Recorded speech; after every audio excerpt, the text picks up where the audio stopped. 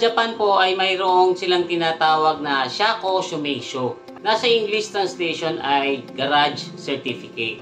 Ang ibig sabihin po nito ay sa Japan kailangan kumuha ka muna ng Garage Certificate mula sa police station kung saan sila nakatira bago sila bumili ng isang sasakyan. Ipapakita mo rin na yung parking space na ina-apply mo para sa Garage Certificate ay may enough space para doon sa sasakyan na bibilin mo. Tapos yun ay kailangan within 2 kilometers kung saan ka nakatira. Kasi guys, sa Japan, bawal na bawal pong paradahan ang mga gilid ng kalsada.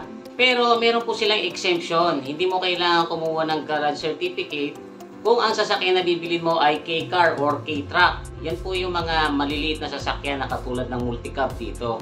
Ibang-iba naman po dito sa atin sa Pilipinas. Kasi dito po sa atin, hindi mo na kailangan kumuha ng Garage Certificate. At kahit na wala kang sariling paradahan at gusto mong kumuha ng malaking SUV or higanting pick-up o kaya naman mahabang van, ay walang makakapigil sa'yo. Kaya ang nangyayari po ay sa gilid ng kalsada or sa ibang mga lugar na hindi dapat paradahan na ipaparada itong mga sasakyan na ito na nagiging cause ng traffic at kuminsan nagiging cause din ng mga away.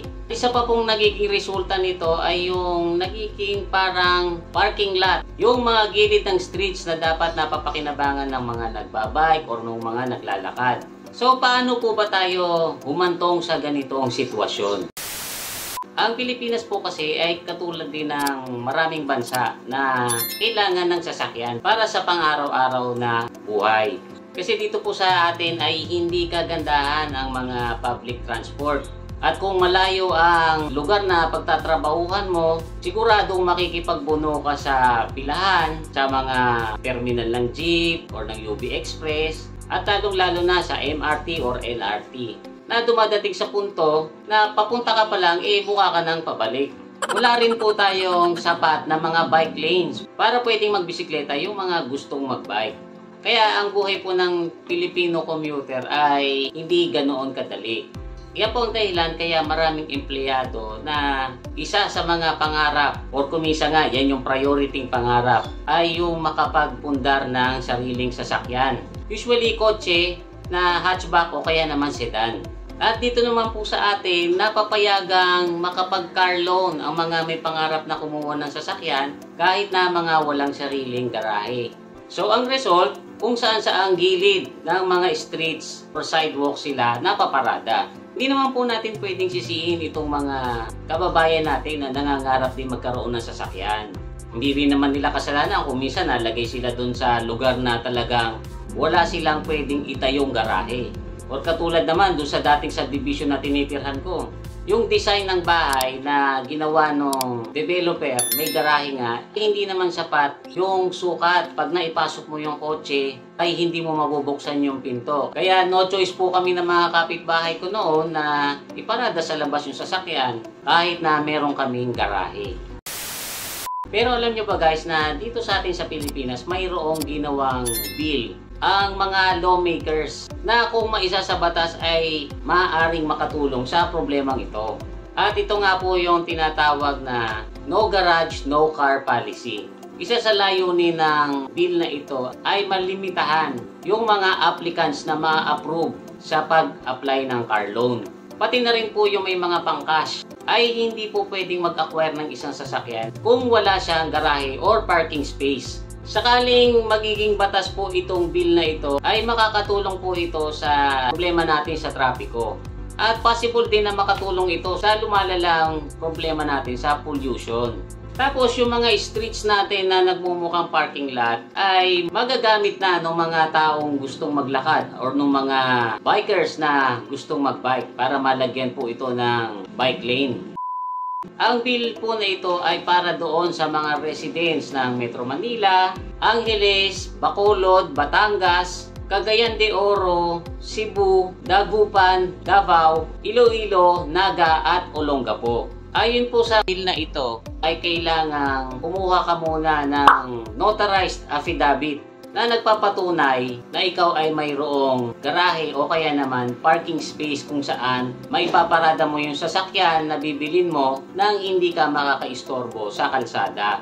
Ang affidavit po na ito ay isasama sa requirements every time na kukuha ka ng rehistro. So, kahit yung may mga sasakyan na ay mapipilitang maghanap ng paparadahan nila or kaya naman magpagawa ng garahe.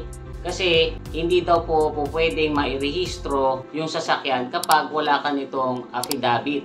So, ang tanong po ng iba dyan, papaano naman kung mayroong mga mamemeke nitong affidavit? And knowing ang mga Pilipino, siguradong meron po magtatangkang mameke.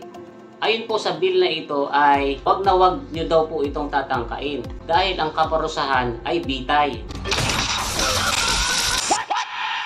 De, joke lang. Ang parusa po ay multa na 50,000 pesos once na mapatunayang namimeke ng affidavit. Bukod pa doon ay automatic na revocation ng rehistro ng sasakyan. O nga pala guys, ang bill na ito ay inintroduce ni Senator Joel Villanueva noong 2016. Ito po yung Senate Bill number 1165 or No Garage, No Car Act of 2016. So medyo matagal na po ito. Actually, nasundan po ito noong 2019. Nag-introduce din po ng bill si Senator Sherwin Gatchalian. At ito po yung Senate Bill number 368 or Proof of Parking Space Act of 2019. Na basically ay halos parehas lang sila nung kay Senator Joel Villanueva. Meron lang po silang mga minor details na pinagkaiba pero basically ay halos parehas din.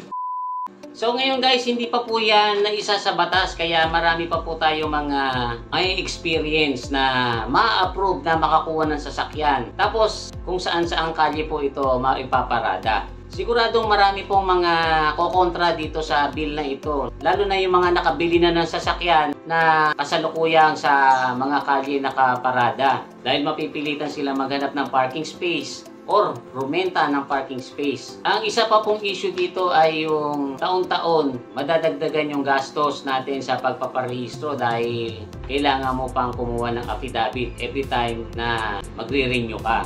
Personally ako, pabor po ako dito. Hindi dahil sa meron po akong garahe. Yan ay dahil sa isa rin po kasi ako sa milyong-milyong Pilipinong gumagamit ng kalsada. At syempre ito yung bumabiyahe tayo. At natatraffic tayo, nasasayangan tayo ng oras. Kaya pala nagtatraffic ay maraming nakaparada sa kalye. So marami po makikinabang kung ito po ay magiging batas. Kayo guys, ano sa palagay nyo? Agree ba kayo dito or hindi? Paki-comment nyo lang po sa comment section natin sa baba. So I hope na na-enjoy nyo itong konting kwentuhan natin tungkol sa No Garage, No Car Policy. As always, huwag nyo po sanang kakalimutang mag-like, mag-share, at dun po sa mga hindi pa nakakapag-subscribe, pakipindot nyo na po yung subscribe button. Pati na yung notification bell. Muli, ito po si Kuya Mikmik na nagsasabing, palagi kang lamang pag marami kang alam. Bye-bye!